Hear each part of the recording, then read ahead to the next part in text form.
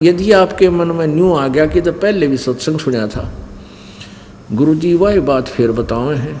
अरे भले आदमियों, रोजाना रोटी वही होती है, सब्जी में फेर बदल एक आधी बार सुबह शाम में हो सकता है, और वही रोटी सुबह भी अच्छी लगी है और शाम को भी इच्छा बनी है तो आप स्वस्थ हैं। और यदि आपको शाम को अरुचि है भोजन में तो आप अस्वस्थ हो चुके हो। ऐसे ही ये ज्ञान है, जिनके पाप कर्म बढ़ जाते हैं उनको ये पाप कर्मों के कारण बुखार जवर बन जाता है। तो परमात्मा कहते हैं, तुलसी साहब ने कहा कि तुलसी पिछले पाप से हरिचर्चा ना भावे, और जैसे जवर के बेग से भूख विदा हो जाए। किसी व्यक्ति को मलेरिया बुखार हो गया और फिर उसको रोटी भी अच्छी नहीं लगती, कड़वी लगती है, कति कुनीन से भी बुरी, नीम से भी ज़्यादा कड़वी, मनुखा दाख भी कड़वी। अब ना मनुखा दाख कड़वी है ना रोटी कड़वी है। अब उसके बुखार की ने शरीर की व्यवस्था इतनी खराब कर दी कि मीठी वस्तु भी उसको कड़वी लग रही है। अब उसका ट्रीटमेंट क्या है? कड़वी कुनीन खानी पड़ेगी और ना चाहते हुए फाका मारना पड़ेगा, तो उस कड़वी कुनीन से आपका मलेरिया उतरेगा, बुखार उतरेगा, फिर धीरे धीरे रोटी आपको अच्छी लगने लग जाएंगी। और जब बुखार आपका जबर कति समाप्त हो जाएगा, फिर सूखी रोटी भी समय पर आपको बहुत स्वादिष्ट लगेंगी। दोनों टाइम सब्जी हो या ना हो तो आप स्वस्थ हो। तो इसी प्रकार यहाँ जो आप सत्संग सुनते हो, अब वही ज्ञान है, वही सत्संग है, वही भगवान है। इसको बार बार आपको सुनाया जाता है। जैसे कपड़ा मैला हो गया, कपड़ा मैला हो जाता है तो रोजाना वही साबुन और वही पानी रोज सुबह उसको धोते हैं तो स्वच्छ हो जाता है। तो आप कपड़ा हो और ये दास धोबी है, तो आपको और आपके अंतःकरण को इसी तरीके से डेली धोना पड़ता है। आपने कितनी बार सत्संग सुन रखा है, लेकिन आप ऐसे समाज में जाते हो वहाँ आपके ऊपर थोड़ा बहुत असर हुए बिना रह नहीं सकता। और जब यहाँ सत्संग सुनोगे, ये साबुन पानी फिर लगेगा, आपको कई दिन तक आपके हृदय में यह उमंग बनी रहेगी। अगर भाई गुरु जी ने बात तो सच्ची बताई है, तो बात कति बिगड़ी पड़ी है, यानी कई दिन असर रहेगा। जैसे बैटरी चार्ज हो जाती है ना, तो कई दिन आपकी यह बैटरी फिर चार्जर ही रहेगी, फिर इतने फिर आ जाओगे, फिर चार्जर ला जाएंगे। यानी ये ऐसे ही चलेगा, आजीवन चलेगा। और कुछ दिनों के बाद परमात्मा आप पर इतनी मेहर करेगा कि आप काल की जमानत होते यहीं भागोगे और कहीं नहीं जाता होगे, यहीं भाग आओगे। अब तो थोड़ी बहुत गलत जगह प्रयोग भी कर लेते हो परमात्मा की जमानत से, फिर जब सही ज्ञान हो जाए फिर आप कितना नहीं रुक सकते, कितना भी दिल ना लगा आपका, ये बस की बात नहीं।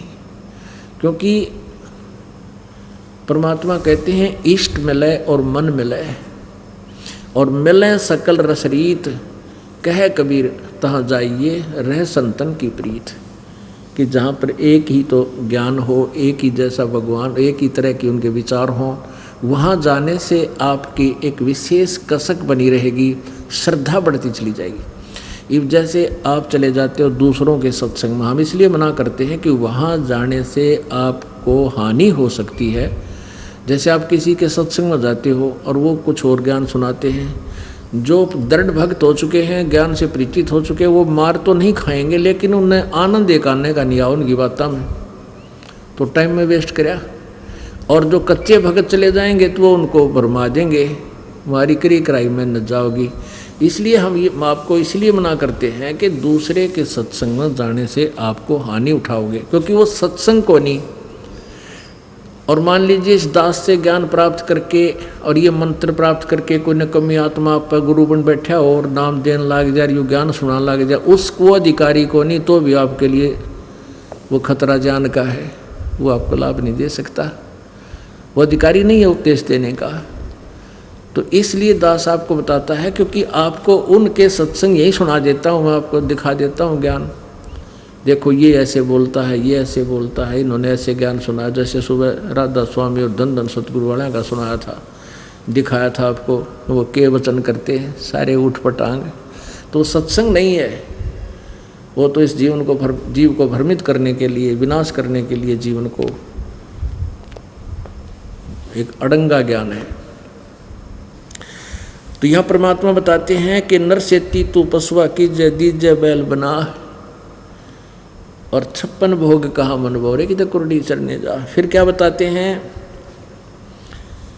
प्रेत शिला पे जा बिराजे पितरों पेंड भराई, और बहुत श्राद्ध खान कुआए फिर काग बहे कलमाई।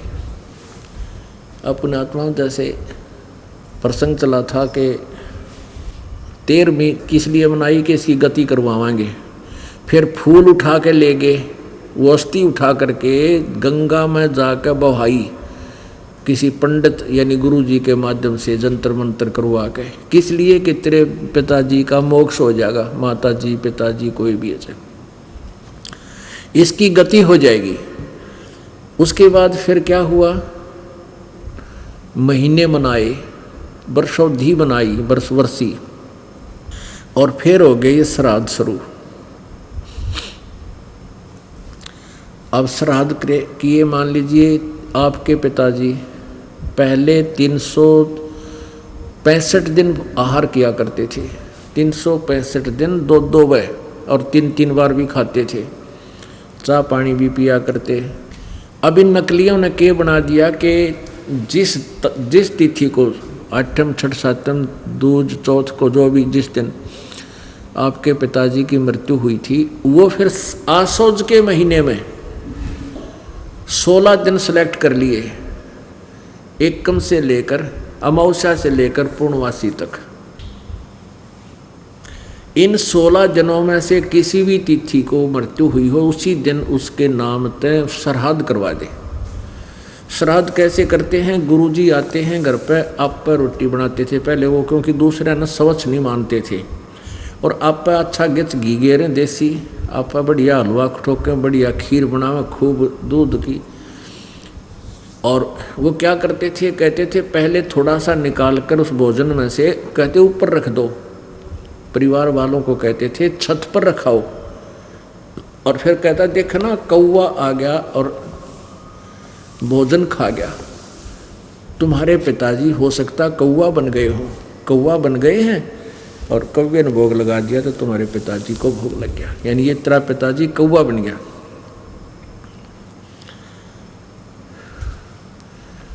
अब पुण्य आत्माओं कहाँ से गति कराने लगे थे, पिताजी को कौवा बना के छोड़ दिया। ने बोला तेरा पिताजी हो सकता कौवा बन गया हो और इसको भोग लग गया। अब श्राद्धों के दिनों में देखे सबके घरों पे कौवे मंडराते दिखेंगे, और जो घर पे कौवा ना हो तो नुके बाहर रखा कि तो कौवा न खुआ का, जब तेरे पिताजी हो सकता कौवा बन गए। आदरणीय गरीबदास साहिब जी छुडानी गांव, छुडानी जिला झज्जर में, वो किसान परिवार में जन्मे थे। उनको परमात्मा कबीर जी आए थे, उनको सतलोक सचखंड देकर गए थे उनकी आत्मा को, फिर वापस छोड़ा था। उसके बाद उन्होंने सब शास्त्र विद साधना त्याग दी थी और अपने जो उनके अनुयायी शिष्य बने थे उनको भी, उनसे भी छुड़वा दी थी। एक भक्त उनका जो अनुयायी था यानी भगत था, शेष था, वो वो प्रतिदिन आता था उनके पास, शाम के समय या सुबह अवश्य दर्शन देने आता था, करने आता था। एक दिन वो सारा दिन नहीं आया और अगले दिन भी ना आया। जब वो 2 दिन नहीं आया तो तीसरे दिन जब पहुंचा, गरीबदास साहिब जी ने जैसे स्वाभाविक पूछ लेते हैं कि भाई बच्चा कल ना आया, क्या बात थी, कुशल तो है या कहीं दूर देश में रिश्तेदारी में चला गया था? तो उसने बताया कि नहीं जी, कहीं नहीं गया था, आज कल परसों तक मेरे पिताजी का श्राद्ध था और कल मेरी माँ का। और परमात्मा ने, कबीर गरीबदास जी कहा करते थे भाई ये पूजाएं ना करो, श्राद्ध श्रुद्ध मत निकाला करो, इससे कोई लाभ नहीं है। लेकिन नाम तो उस एक ने ले रखा था, घर वाले मानने नहीं, गढ़ा दबाव दे दिया। तो वो कहने लगा जी मेरी चली नहीं गुरुजी, मेरे जो परिवार के सदस्य थे वो नहीं माने, भाई भाभी और मेरी पत्नी और भी जो कुल के लोग थे। परमात्मा बोले बेटा ऐसे कोई लाभ तेरे को होगा नहीं, गुरु की आज्ञा का पालन करना चाहिए। अब परमात्मा बोले न्यू कर, ऐसे करना, कल सुबह तू 2 व्यक्तियों का भोजन बना लेना, बढ़िया दिशा भी तुम बना के लावे, और तेरे ओरिजिनल माता पिता को खिलाएंगे। अब उस भगत का विश्वास था अपने गुरु जी की बातों का। उसने अगले दिन बहुत साफ बढ़िया भोजन बनाया। खीर का ही ज़्यादा अच्छा भोजन मानते हैं। खीर बनवाई, रोटी बनवाई और सब्जी ले आया गुरु जी के पास। परमात्मा को गरीबदास जी बोले चल, वो भी किसान था। उनके खेतों में एक छोटी सी जोड़ी तलैया थी, छोटा सा तालाब, जलाशय सब वहाँ होता था। पहले गांव में खेतों में छोटे छोटे तालाब बना लेते थे कुछ क्षेत्र में, फिर दूसरे क्षेत्र में छोटा सा तालाब बना लेते थे। वर्षा का पानी वहाँ इकट्ठा हो जाता था, फिर सारे उसमें वर्ष में उससे अपने खेतों में पशुओं को पानी पिलाते थे। तो उस तालाब के आसपास झाड़ बोझड़े, ये बहुत से ऐसे कांटेदार झाड़ियाँ उग जाती थी सब तय, और वो अच्छा वन सा बन जाता था। उसके 20-30-50 फुट की चारों तरफ 20-20 फुट। तो वहाँ से उस तालाब से 1 एकड़ की दूरी पर 200 फुट की दूरी पर गरीबदास जी बैठ गए, और जो साथ उनका शिष्य गया था उसको भी बैठा लिया और कहा भाई खोल दे इस तेरे माता पिता के भोजन को, तेरे माता पिता भोजन करना होंगे। अब उसने 2 स्थानों पर 2 थालियों में भोजन डाल दिया, न्यारा न्यारा। परमात्मा ने कहा उसके माता पिता का नाम लेकर के आओ भाई, आ जाओ भोजन पालो, तुम्हारे बेटा तुम्हारे लिए भोजन लाया है। तो उसमें से एक गीदड़ और एक गीदड़ी, वो 2 निकल कर आए उस बोझड़ा में थे, उन झुंडों में से निकल कर आए और आकर के दोनों जने एक एक थाली में खाना खाने लगे। परमात्मा ने उनके ऊपर हाथ रख के कहा, गरीबदास साहिब जी ने कहा कि या तो तेरी माँ से बेटा और यो तेरा बाबू। और पंडित जी खा गया, दड़ी पक्का ले गया थारे करते हैं, क्या ये छक गए भाई? अभी न रोज खवा दिया कर तू यहाँ आके, रोज खीर खिला, जब देखो कि साग बेटा है तो किस पे खिलाई जा, रोज खीर तो घर बाबू माता पिता जीवित हो तो भी ना खिलाई जा।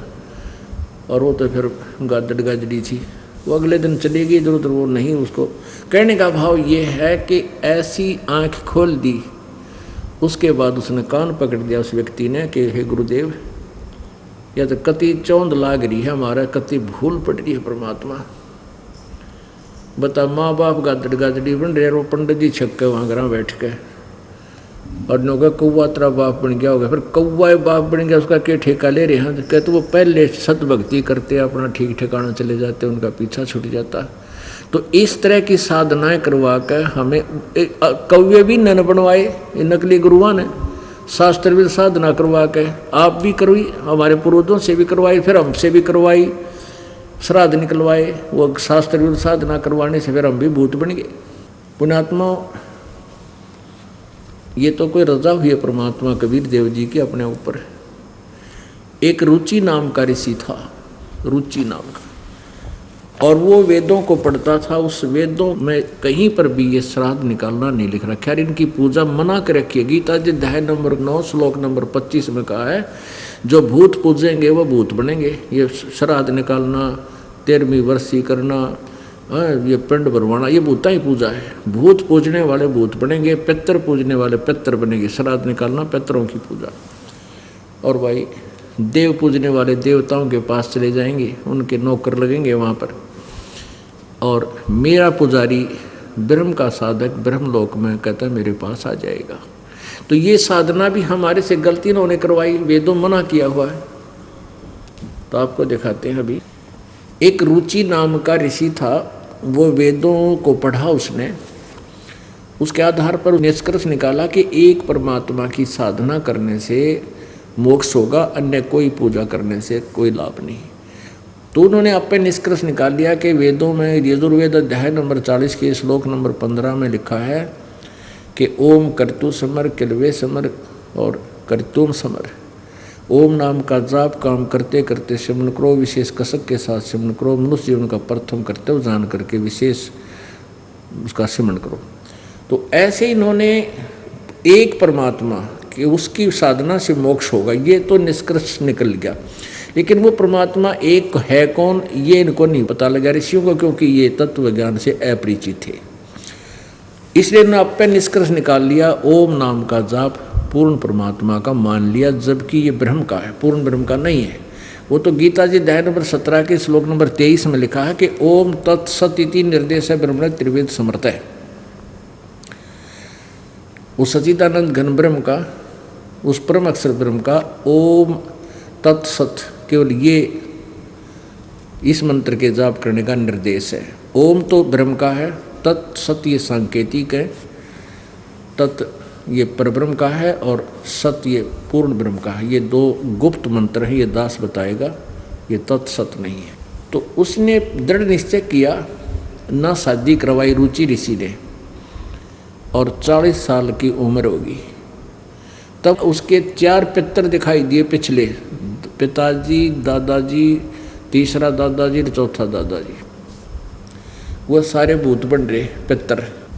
उन्होंने कहा कि बेटा रुचि तूने शादी क्यों नहीं कराई, और शादी करा के हमारे श्राद्ध निकाल ताकि हमारी दुर्गति बचे, हम दुखी हो रहे हैं। अब रुचि ऋषि कहने लगा कि पितामहो, वेदों में तो इस कर्म कांड को अविद्या बताया है, मूर्खों की साधना बताई है, फिर आप मुझे क्यों इस कर्म में लगा रहे हो। अब पितर भी कहते हैं कि हाँ बेटा ये ऐसा तो है कि वेद में तो ये अविद्या ही लिखी है, फिर भी अपने सट्टे मारे हैं कि तू जरूर कर नहीं तो तेरा पतन हो जाएगा और ये हो जाएगा, और डरा दिया।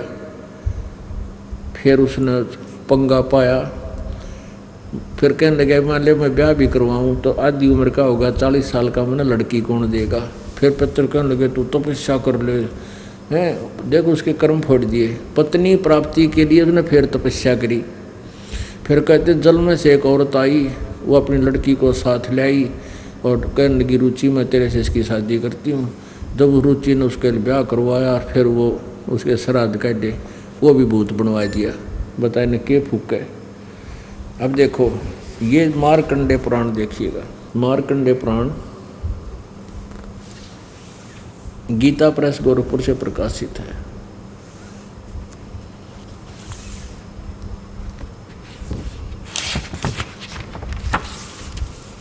मार्कंडे पुराण गीता प्रेस गोरखपुर से प्रकाशित है। प्रकाशक में मुद्रक गीता प्रेस गोरखपुर, गोविंद मन कार्यालय कोलकाता का संस्थान। इसके 242-43 पृष्ठ पर देखिएगा, रोच्य मुनि की उत्पत्ति कथा, 242 पृष्ठ।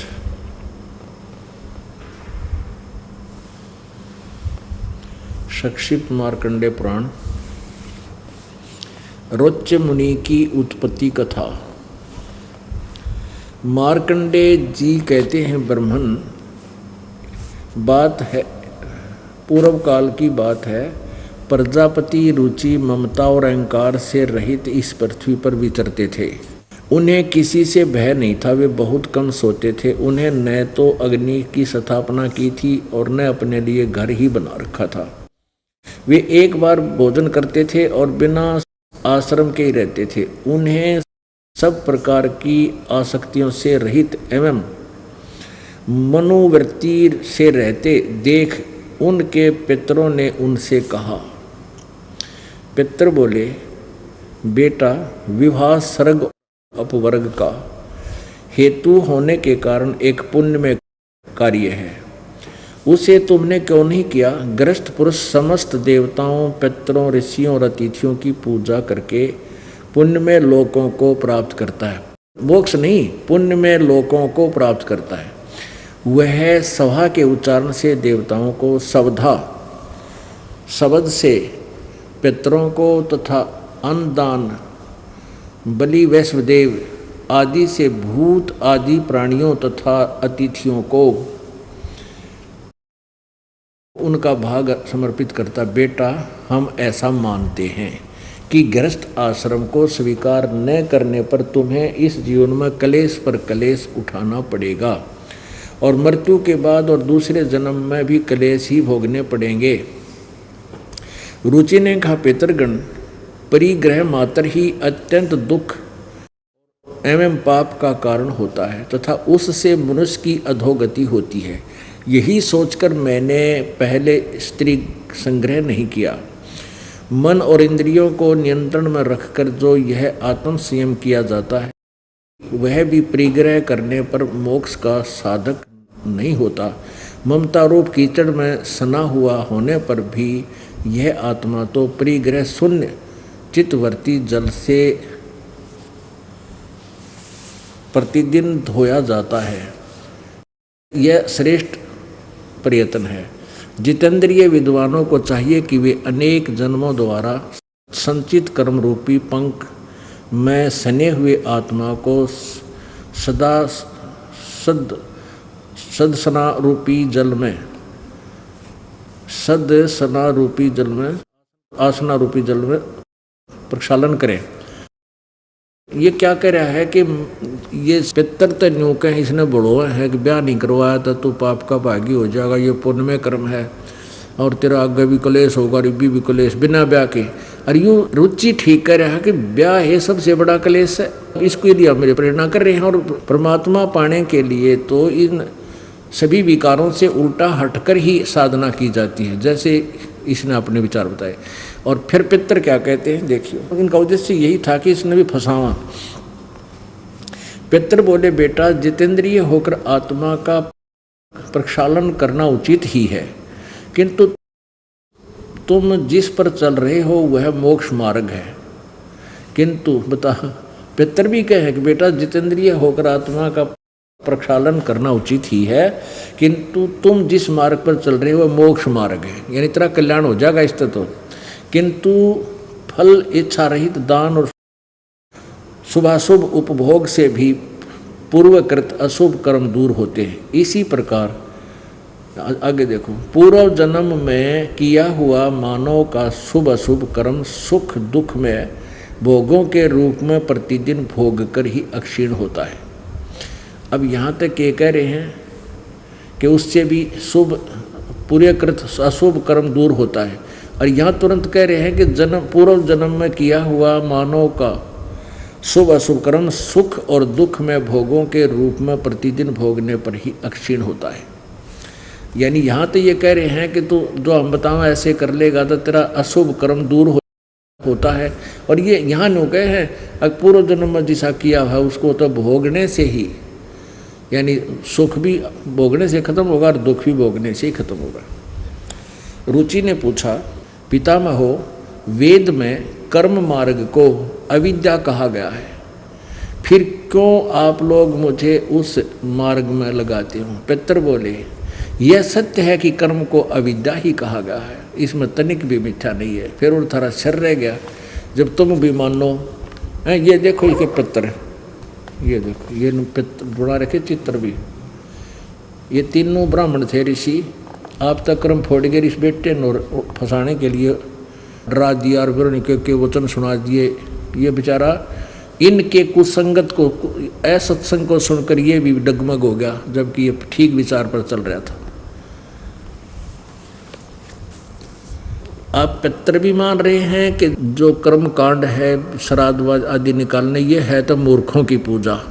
और रुचि ऋषि कह रहा है कि वेद में भी इसको अविद्या कहा है, मूर्खों का साधना बताइए। और पितर भी मान रहे हैं, कहा इसमें कोई दो राय नहीं है और यह तो सच बात है। लेकिन फिर भी ऐसा है, पितर ये कर देते हैं, अरे आप भूखे मरे, अनुगे पितर पता नहीं क्यों लाभ दे देंगे, टट्टू लाभ दोगे तो तुम भूखे मरो। तो परमात्मा क्या बताते हैं, रे भोली सी दुनिया सतगुरु बिन कैसे सरिया, रे भोली सी दुनिया सतगुरु बिन कैसे सरिया। अपने लला के बाल उतरवावे देख के चीना लग जइया। यहाँ क्या करते हैं, जैसे भी कोई किसी का इष्ट धाम है जहाँ की पूजा है वहाँ जाते हैं, और वहाँ जाकर क्या करते हैं, एक नाई बैठा होता है और छोटे बच्चे के बाल उतरवाया कर वहाँ पर। बाहर 2 रुपये में बाल कटते होंगे तो 10 रुपये लिया कर नाई, क्यों पता है कि तो जहाँ को नहीं जल्दी में है फटाफट, और 5-4 बाल काट के और 5 रुपये 10 रुपये ले लेगा। और उन बालों को क्या करती है कि बुढ़िया अपनी पुत्र वधू को साथ ले जाती है, और साथ में नवजात बालक बेटा या पोता या पोती होती है, वो उनको लेके जाते हैं। और वहाँ क्या कहती है, उस नाई के को, जो नाई बाल काट रहा होता है, बुढ़िया 3-4 बार कहेगी, भाई देखिए रे नाई के, ध्यान से कैंची चलाइए, कहते मेरे पोते के या पोती के कैंची ना लग जा कच्चा सिर से, भाई ध्यान तक चलाइए कैंची को। और परमात्मा क्या बताते हैं, अपने लला के बाल उतरवावे देख कैंची ना लग जइया, एक बकरी का बच्चा लेके उसका गला कटैया रे भोड़ी सी दुनिया, सतगुरु बिन कैसे सरिया रे भोड़ी सी दुनिया, सतगुरु बिन कैसे सरिया। अब क्या बताते हैं कि अपने बच्चा तो इतना प्यारा, कैंची लगने का भी भय, कदे बच्चे का दर्द ना हो जाए, और एक बकरी का बच्चा लेके और वो बैंड चढ़ा दिया माता के, वो कटवा दिया उड़े वहाँ से, उसकी गर्दन कटवा दी। अपने बच्चे को तो इतना प्यारा मानती है और दूसरे का बच्चा कटवा दिया, और फिर अपने बच्चे की तो खैर भी मानती है। कभी नहीं हो सकती से जुल्म, ते परिवार कभी सुखी नहीं रह सकता, दूना पाप बढ़ा दिया। फिर क्या करते हैं कि उन बालों को वह बुढ़िया चढ़ा कर फिर मंदिर में, और वहाँ से पुजारी उठा के उसने एक कट्टे में डाल देगा, बोरी में, और शाम ने कुर्डियाँ पे फेंक देगा ठा के, कूड़ा करकट में पटकेगा ठा के, और कौन से वो बैंक में जमा करा होगा उन बाड़ा ने, उसने बाहर फेंकने हैं। तो परमात्मा कहते हैं तुम इनको कहीं काट कर कितना डाल दो, पर हमारा नाम साधना करो, तुम्हारा भी कल्याण और तुम्हारे बच्चों का भी कल्याण। अब फिर क्या बताते हैं, भाई कच्चा पक्का भोजन बना के फिर माता धोकने गईया। हमारी दादी दो क्या करती, वहीं गुड़गांव वाली माता के, और की तो फिर रोहतक वाली माता के निरी माता थी, तो वो क्या बनाती थी कि वो कच्चे पक्के पूड़े बना लेती, और पूड़े बनाते हुए देर हो जाती, मेरी ताई माँ पहने जल्दी करो ना तुम्हें, तो इन्हों कही ये कच्चा है, कच्चा आन दे। उन्हें पता था कि कुत्ता ने खाना है, कौन सी माता खावा है, तो वो क्या करते हैं, जैसे पूड़े बना लिए, गुलगुले बना लिए, तो वहाँ कहाँ जाते हैं, एक 4 ईंट ला रखी होती है अपने आसपास खेतों में या कि तो बनी में, उसका एक चबूतरा बनाकर वहाँ एक स्थान बना देते हैं माता का, छोटा सा, इतनी मड़ी सी बना देते हैं, और वहाँ जाकर के वो पूड़े जो भोजन बना रखा था वो डाल देते हैं, थोड़ा सा जल डाल दें, पानी घूट लेगी माई गिला, और वो माता व दादी तो नीचे नहीं उतरती, इतने कुत्ते चढ़ देते, और डालते ही कुत्ते टूट के पड़ते उसके ऊपर, सारे ने खा जाते।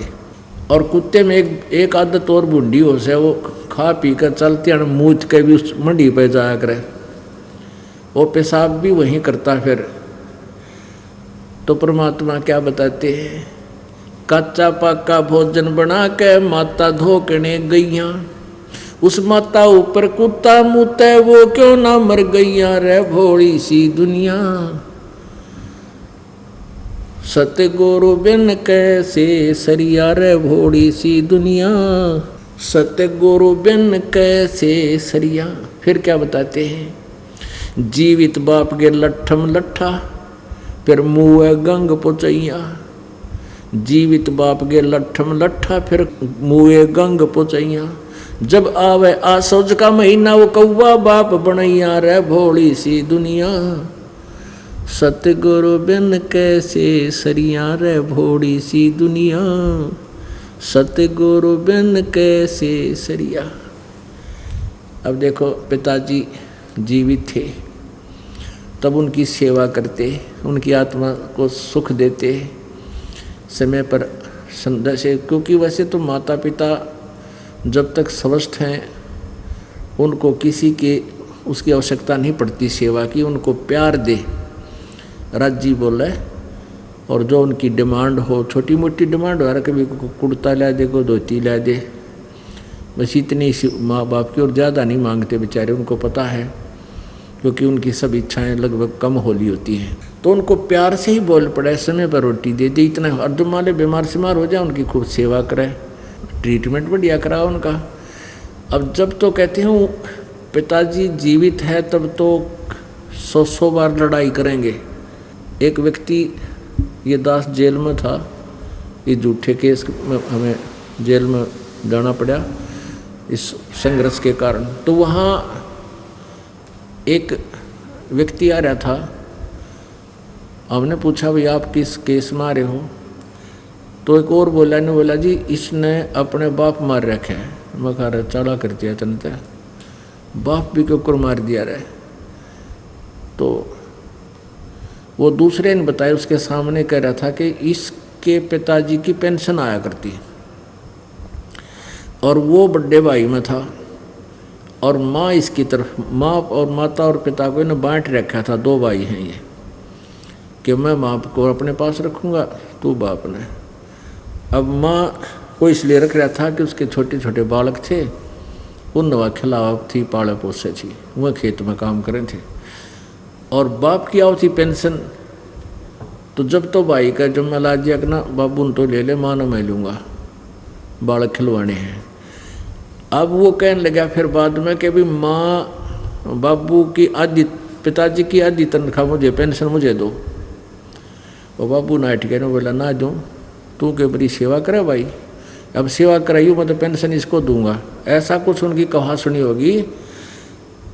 तो उसने अपने बाप का सर में लठ मारा और लठ लगते मर गया।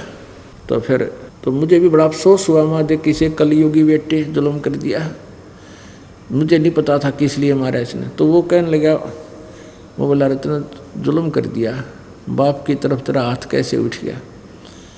वो दूसरा ने बोला, युग ने बताया करा कि इसलिए मारा मैंने बाबू कि माँ की पेंशन हो जाएगी, बाप तो मर गया, मर जाएगा और माँ की पेंशन हो जाएगी, वो पेंशन भी मन नहीं मिलेगी और बालक भी मेरे ये खिलाया करेगी।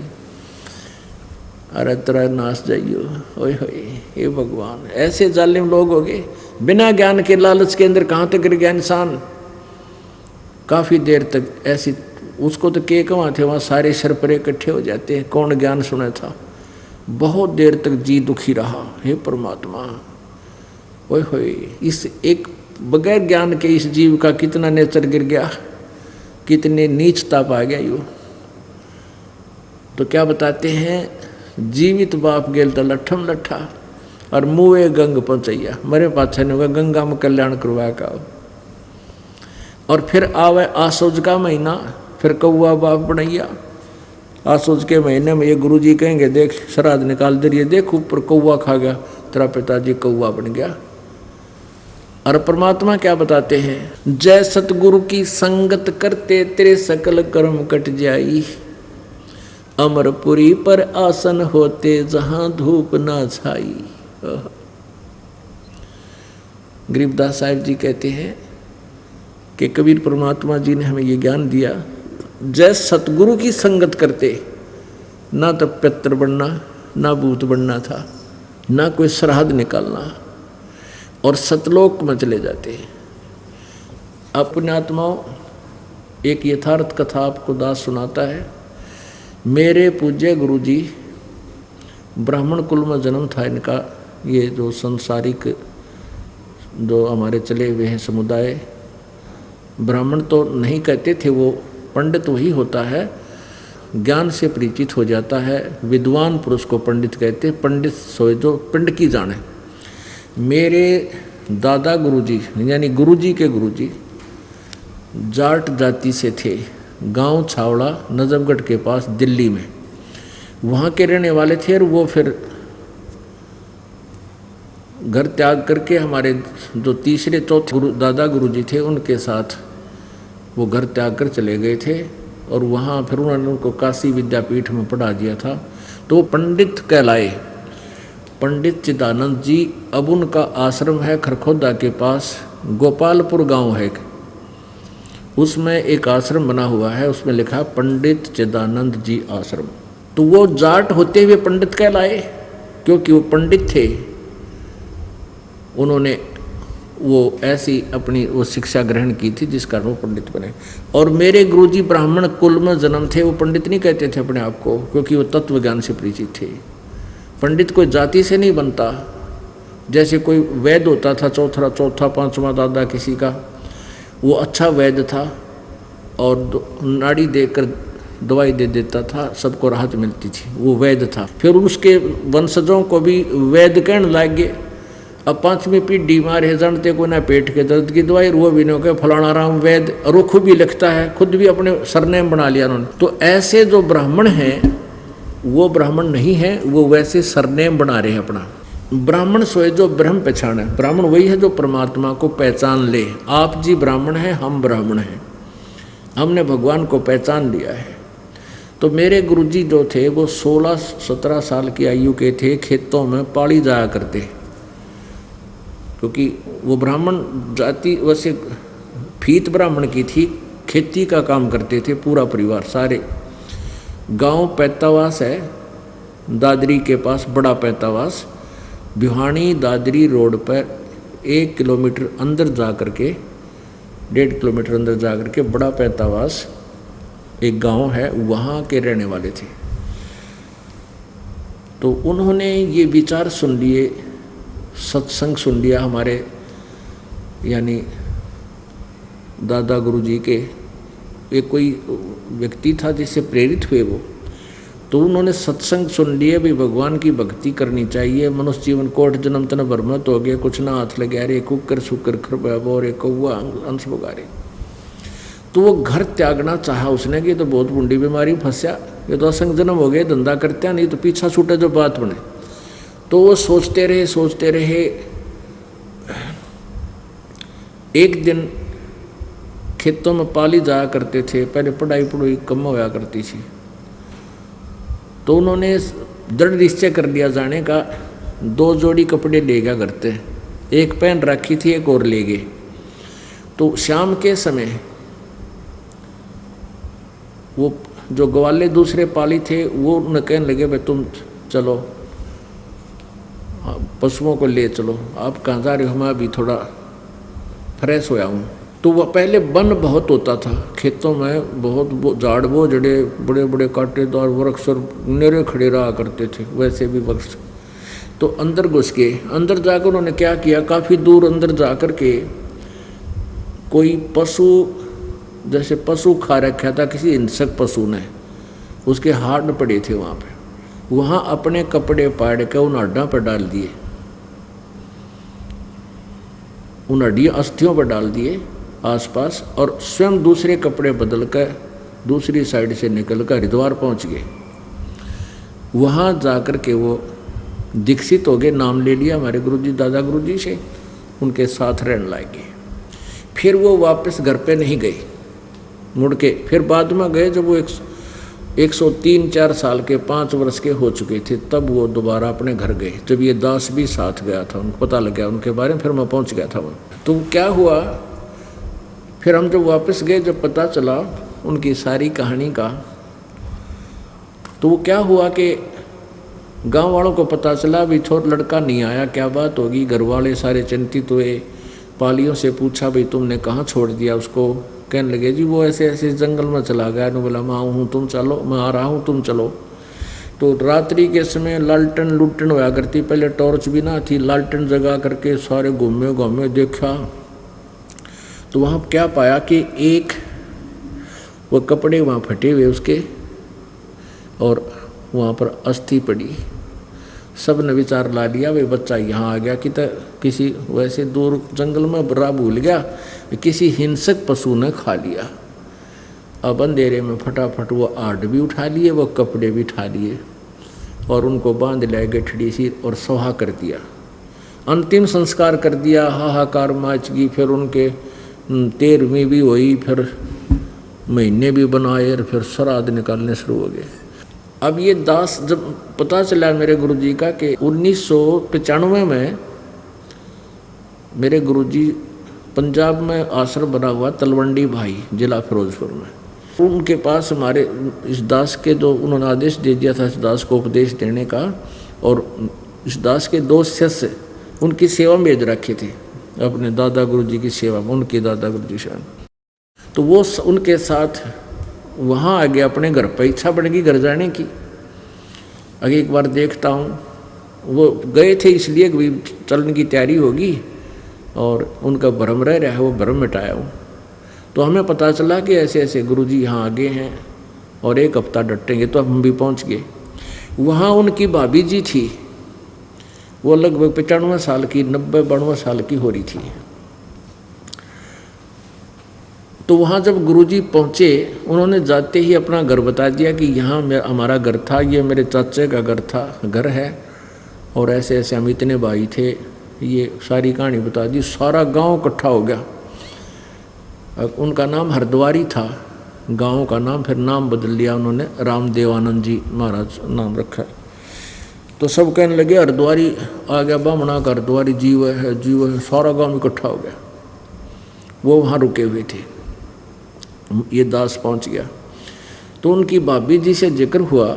मैंने उनसे पूछा कि हमारे गुरुदेव जी जब यहाँ नहीं थे तो तुमने पीछे से क्या महसूस किया?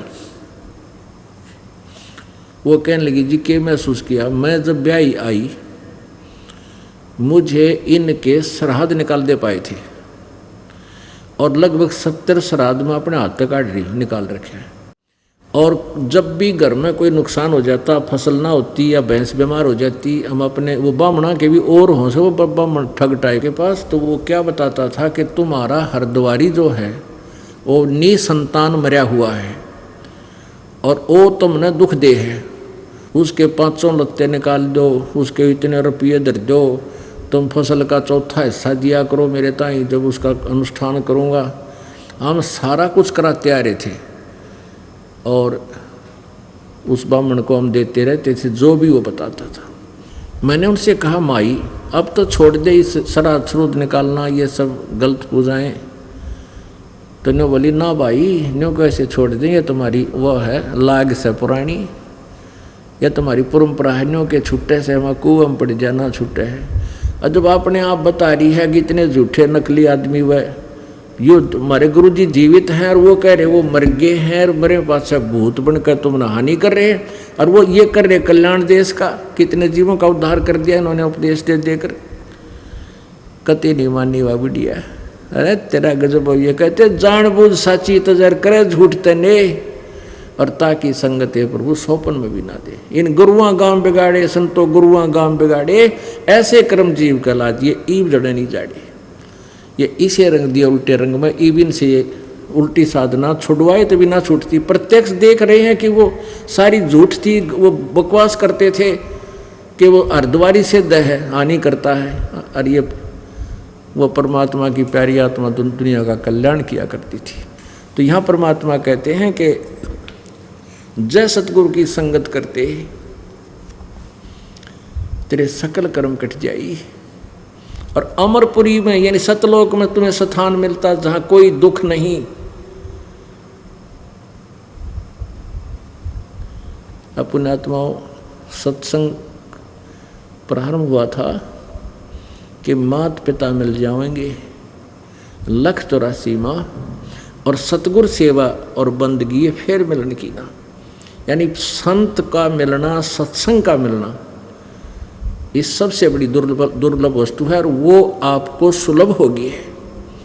आप कितने पुण्यकर्मी प्राणी हैं आप नहीं सोच सकते, क्योंकि लाल की कीमत जोर ही बता सकता है। और आपका बड़ा सौभाग्य है कि आपको परमात्मा का रास्ता मिल गया। अब इसमें परमात्मा कहते हैं ये बातें कर्ण सुन की नहीं है, ये कर पाड़न की है, और रह कर आपको ज्ञान सुना कर आपका ये पूरी श्रद्धा परमात्मा बनाई जाएगी। बोलो सतगुरुदेव की जय। सत साहिब परम पिता परमात्मा पूर्ण ब्रह्म परम अक्षर ब्रह्म कबीर देव जी की असीम कृपा से हम सभी इस शुभ समागम में एकत्रित हुए। सत्संग की महिमा बहुत ही अनोखी है। जिन पुण्यात्माओं को सत्संग सुलभ होता है वो बहुत ही पुण्यकर्मी प्राणी होते हैं। परमात्मा कहते हैं सत्संग की आधी घड़ी और तप के वर्ष 1000 तो भी बराबर है नहीं, कहें कबीर विचार।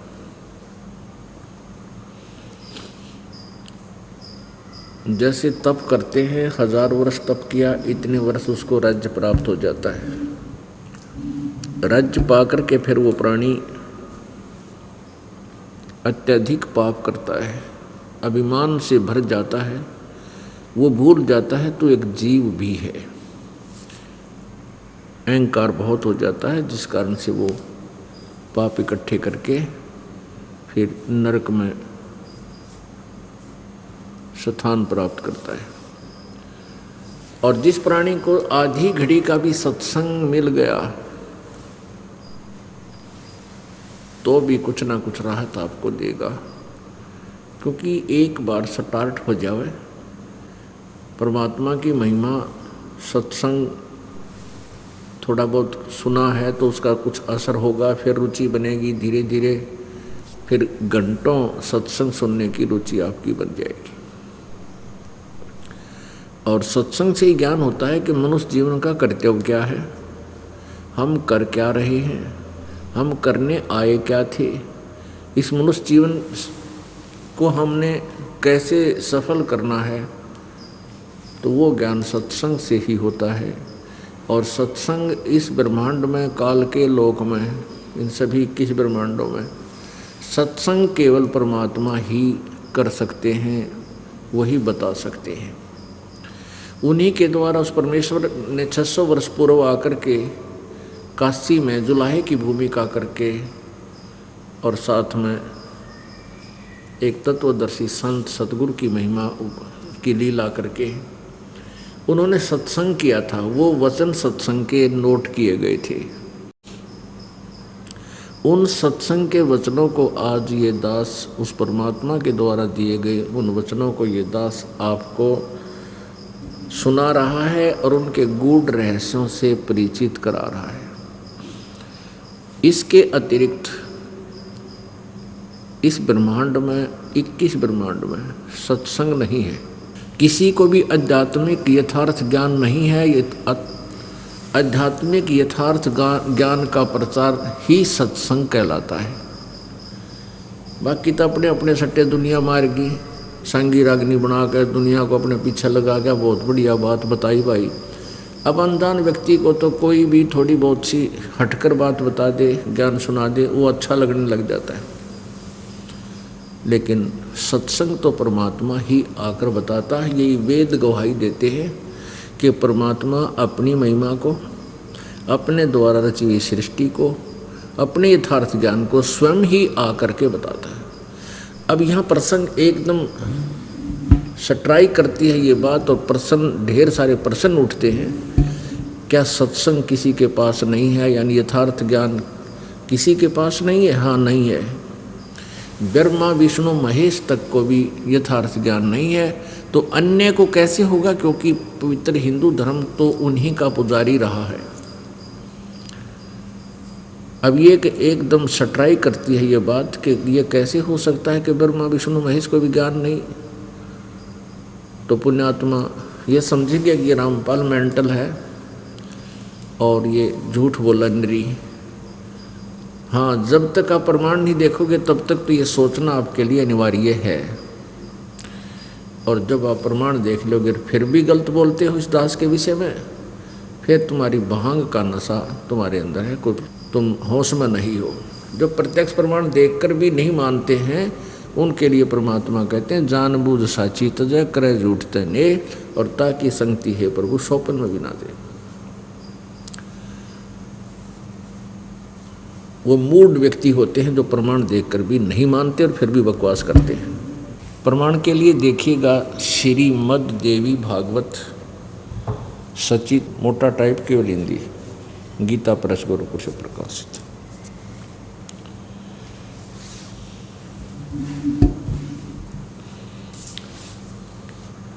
श्रीमद् देवी भागवत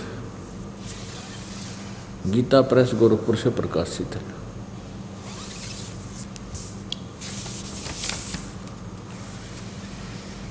संपादक हनुमान प्रसाद पोदार, चिमन लाल गोस्वामी।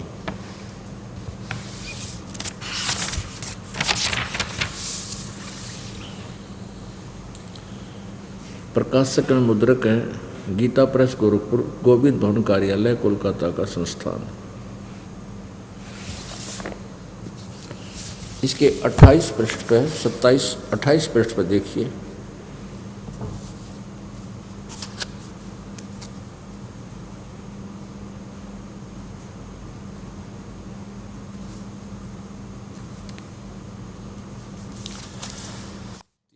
पहला स्कंद पृष्ठ 28।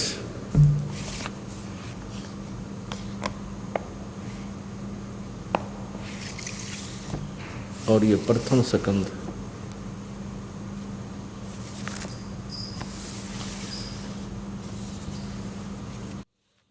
नारद जी ने कहा, महाभाग व्यास जी, तुम इस विषय में जो पूछ रहे हो ठीक यही प्रश्न मेरे पिता जी ने भगवान श्री हरि से किया था।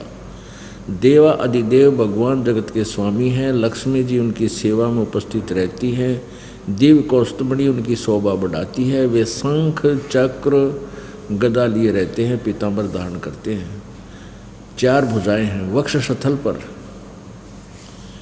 श्री वत्स का चिन्ह चमकता रहता है, वे चराचर जगत के आश्रयदाता हैं, जगत गुरु एवं देवताओं के भी देवता हैं। ये नारद जी बता रहे हैं। ऐसे जगत प्रभु भगवान श्री हरि महान तप कर रहे थे, उनकी समाधि लगी थी।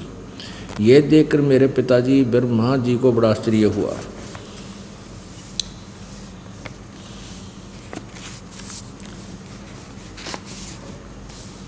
अतः उन्होंने उनसे यानी श्री विष्णु जी से जानने की इच्छा प्रकट की। ब्रह्मा जी ने पूछा, प्रभु आप देवताओं के अध्यक्ष, जगत के स्वामी और भूत भविष्य एवं वर्तमान सभी जीवों के एकमात्र शासक हैं, भगवान फिर आप क्यों तपस्या कर रहे हैं और किस देवता की आराधना में ध्यान मग्न है? मुझे असीम आश्चर्य तो ये हो रहा है कि आप देवेश्वर एवं सारे संसार के शासक होते हुए भी समाधि लगाए बैठे हैं।